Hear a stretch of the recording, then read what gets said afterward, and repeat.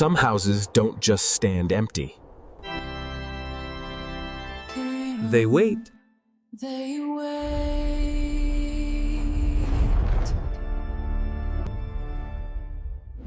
The Hargrove estate had been waiting for 63 years. And in the summer of 2019,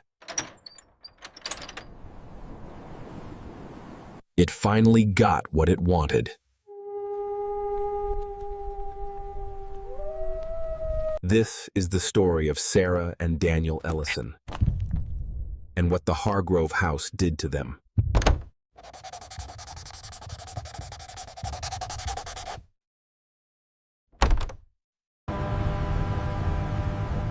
Sara Ellison had found the listing at 2 a.m. on a sleepless Tuesday. Look at that. We actually did it.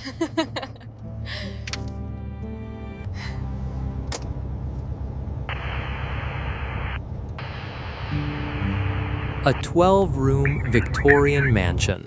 Original 1887 architecture. Half an acre of grounds. I know it seems like a lot, but the structural report is flawless. The bones are incredible. Look, it says right here.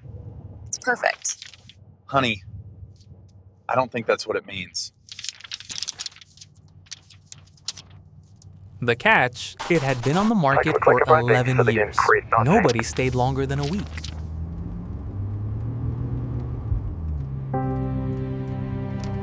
Because the inside is going to be a surprise. A good one, I promise.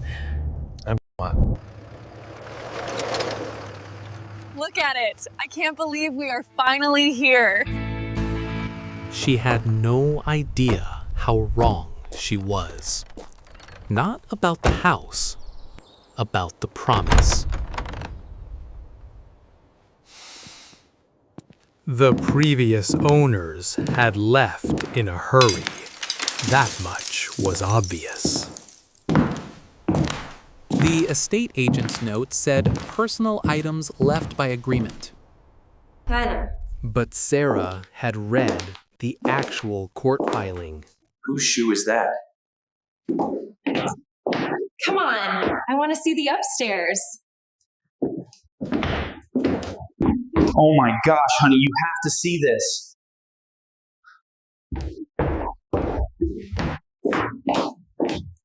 This is the room.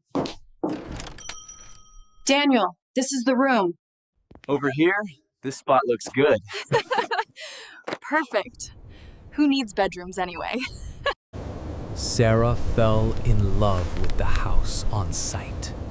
Daniel felt something he couldn't name. Something that lived in the corners of rooms and moved when you stopped looking. They spent their first evening in the entrance hall. Sara said it felt like camping. It was perfect, Jess. I slept better than I have in years.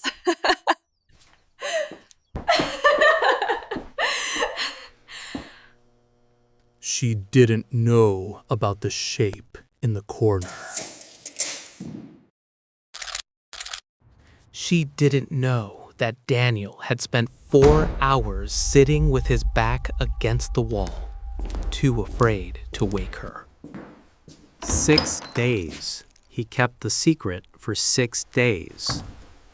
On the 4th day, Daniel found the basement. Nobody had been down there in years. The dust on the stairs was undisturbed, except for one set of footprints. Small. Sarah's upstairs. Going down, not coming back up. 16 journals, 16 families, 60 years of people trying to understand what lived in this house. The last family, the Kowalskis, left in February 2018. Their youngest daughter wouldn't speak for 3 months afterward. I can't believe how good this tastes considering the blackout. It's actually perfect. Sara had already begun to love it. Every room she painted, every piece of furniture she arranged. She was building a home. She had no idea what she was building inside. She pressed her palm against it again, then pulled away. The warmth didn't fade the way paint warmth does. It stayed Daniel? constant, like Daniel? something on the other side Daniel? had pressed its hand to meet hers. Sara had grown up watching mystery films. Finding a hidden compartment was, to her, exciting, not yet terrifying. That moment was coming. The Hargrove family, the last family to actually own this house. 1961, the year it ended. What is that?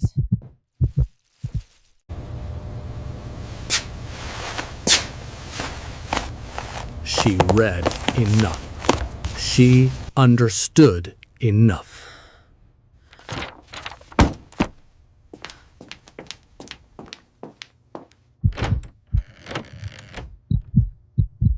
How long have you known? 3 days.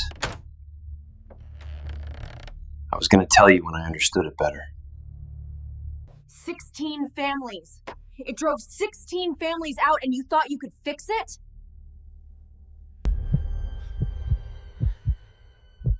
I'm not gonna let you become the 17th.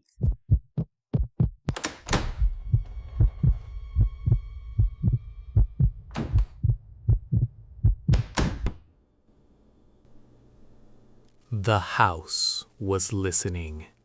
It had always been listening.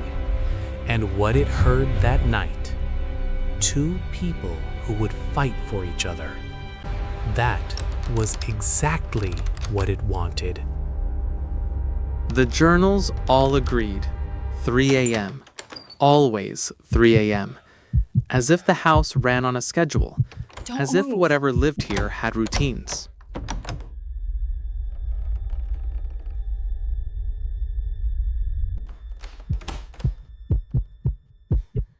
The journal said, it always stops at 3 inches, not 4, never 4. As if 3 inches was a message. I can. I choose not to. The house making a point. Tonight we leave. Agreed. They agreed one day to pack what mattered, leave by nightfall, never come back. Sara had never believed in ghosts. She had a structural report. She had a rational explanation for everything. She had 48 hours before she would have needed to completely rebuild her understanding of what was possible. It wasn't the figure that broke her. It was the reflection, because the reflection saw her. Daniel, and it was come happy upstairs. she was there. Now. Don't ask why, just come. Coming. We leave now. Not tonight, now. The house had let 16 families leave. It always let them leave, but it had never done it quietly.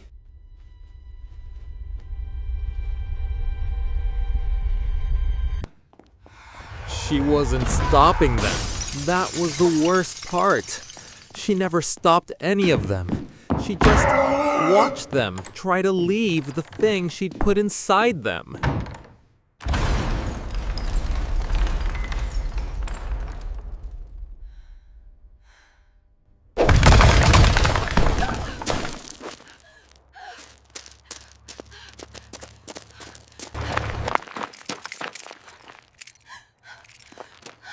She didn't chase them. She never chased anyone. She just watched them go, knowing what they didn't know yet. That leaving is not the same as escaping. 3 months later, new apartment, other side of the city. Sara repainted every room within 2 weeks of moving in. She didn't say why.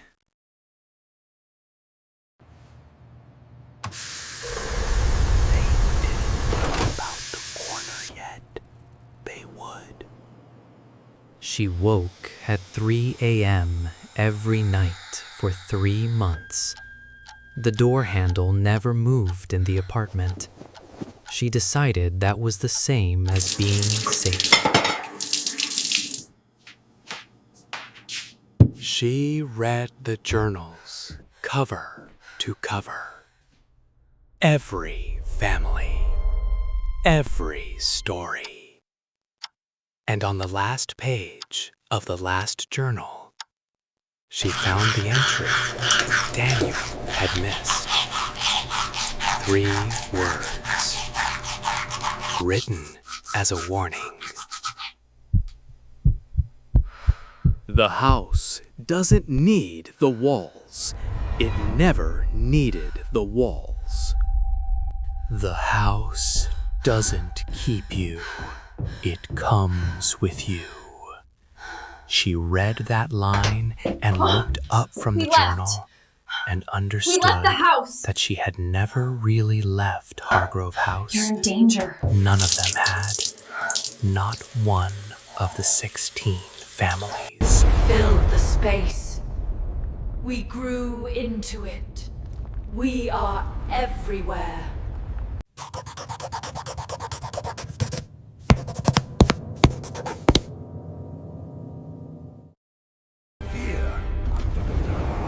Like and subscribe.